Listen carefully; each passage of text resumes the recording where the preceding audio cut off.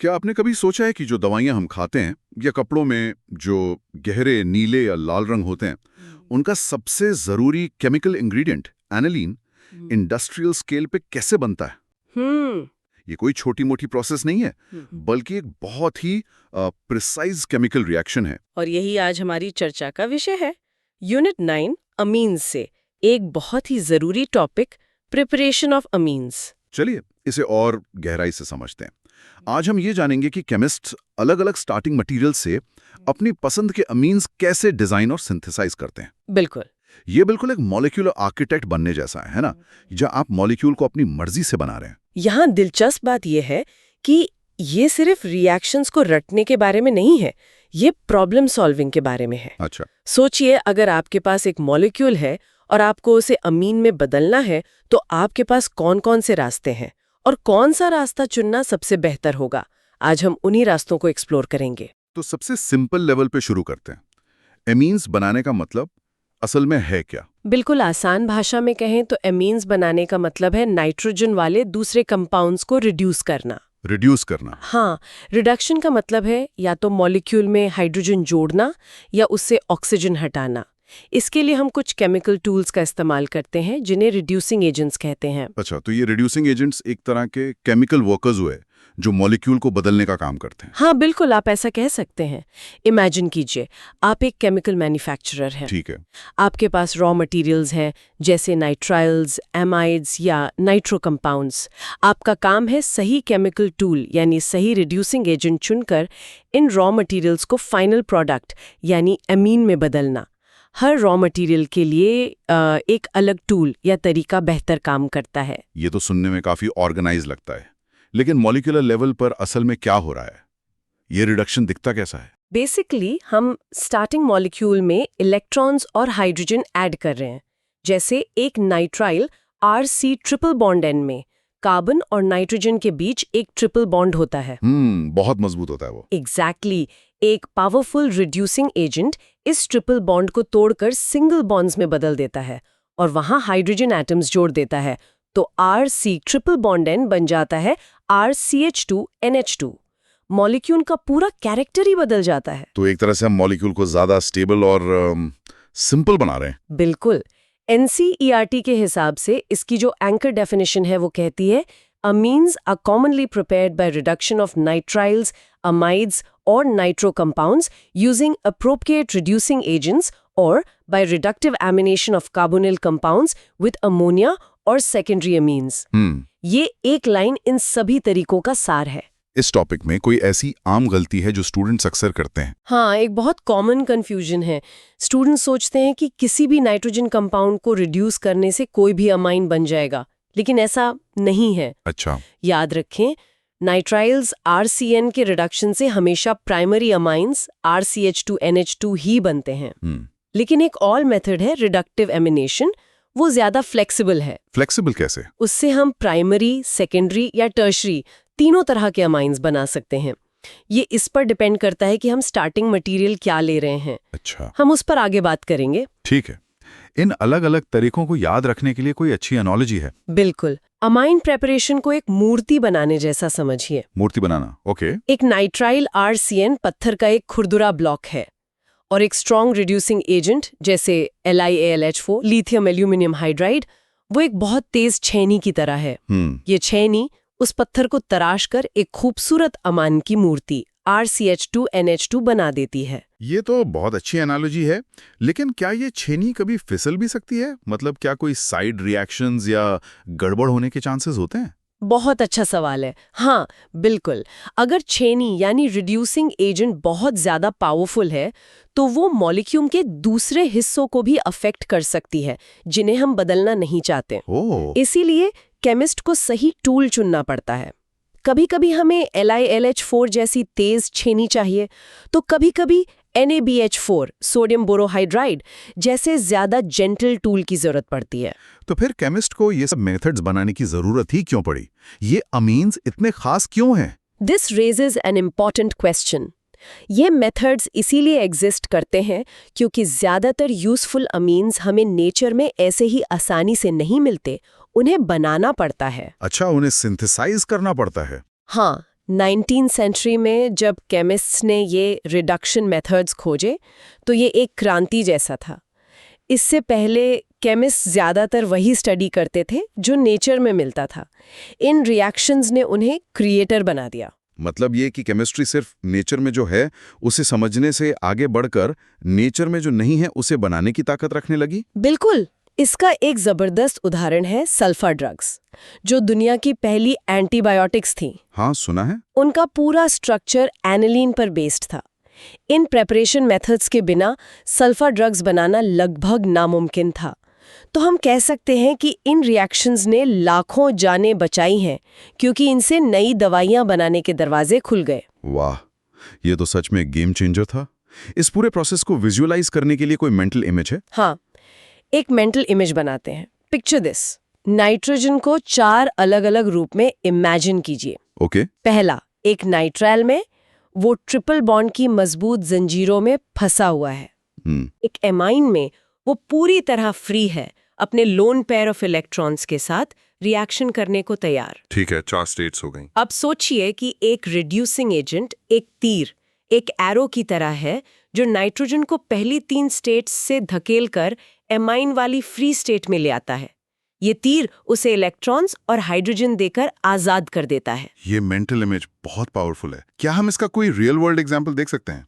Lab में या industry में ये कैसे दिखता है? जरूर। लैब में एरोमेटिक एमाइंस बनाने का सबसे कॉमन तरीका है नाइट्रो कंपाउंड्स का रिडक्शन। अच्छा। जब आप नाइट्रोबेंजीन लेते हैं, जो एक पीले नारंगी रंग का लिक्विड है, और उसमें टिन और कॉन्सेंट्रेटेड HCl डालकर उसे रिड्यूस करते हैं, तो रिएक्शन के दौरान वो रंग धीरे धीरे गायब हो जाता है और सोल्यूशन कलरलेस हो जाता है। रंग का गायब होना ही रिएक्शन का सबूत है? हाँ, ये कलर चेंज इस बात का साफ सबूत है कि नाइट्रोबेंजीन एनिलीन, जो एक अमीन है और कलरलेस होता है, उसमें रिड्यूस हो गया है।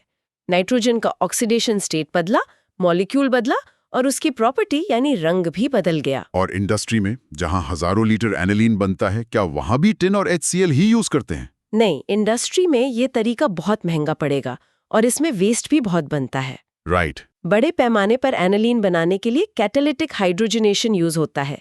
इसमें नाइट्रोबेंजीन को हाइड्रोजन गैस के साथ एक मेटल कैटलिस्ट जैसे निकेल या प्लैटिनम की प्रेजेंस में हाई प्रेशर और टेम्परेचर पर रिएक्ट कराया जाता है। अच्छा। ये प्रोसेस ज्यादा इफिशिएंट, सस्ता और स्केलेबल है।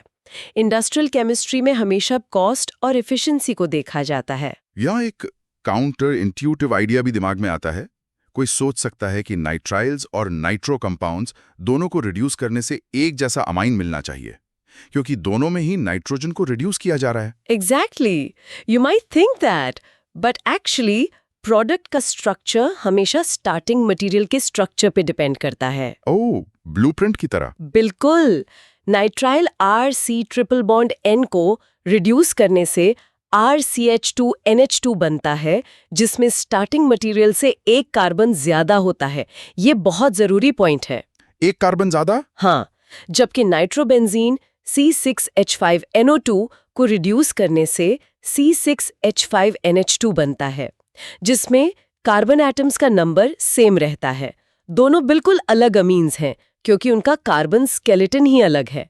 So the starting blueprint decides the final building. अच्छा, तो जब आपने कहा कि नाइट्राइल रिडक्शन से कार्बन चेन लंबी हो जाती है, तो इसका मतलब ये हुआ कि अगर मुझे ईथेन से प्रोपाइल अमाइन बनाना हो, यानी 2 कार्बन चेन से 3 कार्बन अमीन, तो ये परफेक्ट रूट होगा। Is that right? प्रिसाइसली, आपने बिल्कुल सही पकड़ा। यही प्रॉब्लम सॉल्विंग अप्रोच है। जब भी सिंथेसिस में कार्बन चेन की लेंथ बढ़ानी हो, तो नाइट्राइल रिडक्शन मेथड आपके दिमाग में सबसे पहले आना चाहिए। चलिए, अब कुछ की टेकअवेज पर फोकस करते हैं जो एग्जाम्स के लिए बहुत जरूरी हैं। वो कौन सी बातें हैं जो हर स्टूडेंट को पता होनी ही चाहिए? बिल्कुल। पहली और सबसे जरूरी बात, reduction of nitriles RC triple bond N with LiAlH4 produces primary amines RCH2NH2 with 1 additional carbon atom. और सिंथेसिस के नजरिए से इसका फायदा यह है कि ये स्टेप अप रिएक्शंस के लिए, यानी कार्बन चेन को लंबा करने के लिए सबसे बेहतरीन तरीका है। एग्जैक्टली। दूसरी बात, reduction of aromatic nitro compounds, RNO2, with agents like SNH-Cl or catalytic hydrogenation is the standard method for preparing aromatic primary amines like aniline. Aniline बनाने के लिए 99% यही तरीका यूज होता है। ठीक है, ये तो इंडस्ट्रियल एग्जाम्पल से भी साफ हो गया।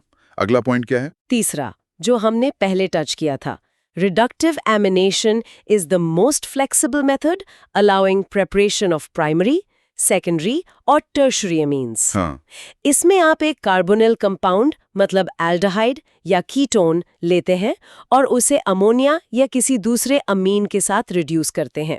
अगर आप अमोनिया NH3 यूज करेंगे तो प्राइमरी अमीन बनेगा। अच्छा, अगर आप प्राइमरी अमीन RNH2 यूज करेंगे तो सेकेंडरी अमीन बनेगा एंड सो ऑन। अच्छा, तो इसमें हमारे पास प्रोडक्ट को कंट्रोल करने की ज्यादा पावर है। ये तो केमिस्ट्स के ड्रीम टूल जैसा हुआ। बिल्कुल। चौथी बात and very important, lithium aluminium hydride is a strong reducing agent that can reduce nitriles and amides, while NaBH4 is milder and cannot reduce them. Do not confuse these two. ये तो बहुत common confusion point है ना? मैं जब student थी तो मैं हमेशा इन दोनों में कंफ्यूज होती थी।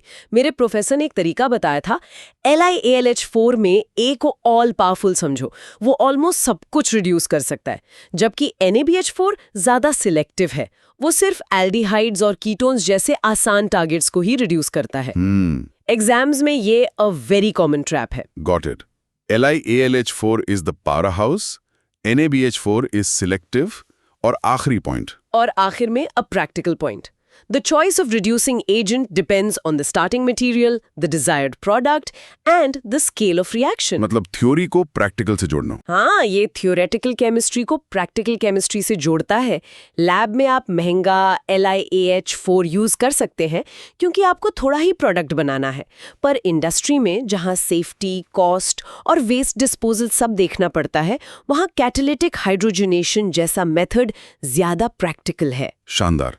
अगर मैं इसे अपने शब्दों में समेटने की कोशिश करूं, तो कोर आइडिया ये है कि अमाइंस बनाने के लिए हम नाइट्रोजन कंटेनिंग कंपाउंड्स को रिड्यूस करते हैं, जिसके लिए हमारे पास अलग अलग टूल्स यानी रिड्यूसिंग एजेंट्स हैं। हाँ, और ये याद रखना जरूरी है कि टूल का चुनाव इस बात पर डिपेंड करता है कि आप क्या बनाना चाहते हैं और किस चीज से बनाना चाहते हैं। हमने मूर्तिकार की एनालॉजी यूज की, जहां स्टार्टिंग मटेरियल पत्थर का ब्लॉक है और रिड्यूसिंग एजेंट एक चिजल जो उसे तराश कर अमाइन बनाता है। बिल्कुल, और हमने देखा कि इंडस्ट्री में एनिलीन बनाने के लिए कैटालिटिक हाइड्रोजनेशन यूज होता है क्योंकि इंडस्ट्रियल स्केल पर कॉस्ट इफेक्टिवनेस ही किंग है। राइट, लैब वाला स्टिल एंड मेटसीएल मेथड वहां काम नहीं आएगा।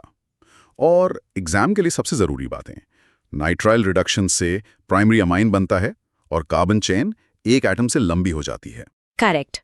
और रिडक्टिव एमिनेशन सबसे वर्सेटाइल टूल है, जिससे हम 1 डिग्री, 2 डिग्री या 3 डिग्री तीनों तरह के अमाइंस बना सकते हैं। एक्सीलेंट समरी, आपने सारे की पॉइंट्स बहुत अच्छे से कवर कर लिए। ग्रेट, ये चर्चा बहुत ही साफ और मददगार थी। आज हमने देखा कि अमाइंस कैसे बिल्ड किए जाते हैं। अब मैं सोचने के लिए एक सवाल छोड़ती हूँ। जरूर। इमेजिन कीजिए कि आपको एक ऐसा अमाइन बनाना है जिसमें स्टार्टिंग मटेरियल से एक कार्बन एटम कम हो, स्टेप डाउन। हाँ, हमने आज कार्बन बढ़ाने वाले मतलब नाइट्राइल रिडक्शन और कार्बन नंबर सेम रखने वाले यानी नाइट्रो रिडक्शन मेथड्स की बात की। पर अगर कार्बन कम करना हो, जिसे स्टेप डाउन रिएक्शन कहते हैं, तो आप कौन सा प्रेपरेशन मेथड और कौन सा स्टार्टिंग मटेरियल इस्तेमाल करने के बारे में सोचेंगे? ये तो एक बहुत ही दिलचस्प पहेली है, इस पे जरूर सोचना चाहिए।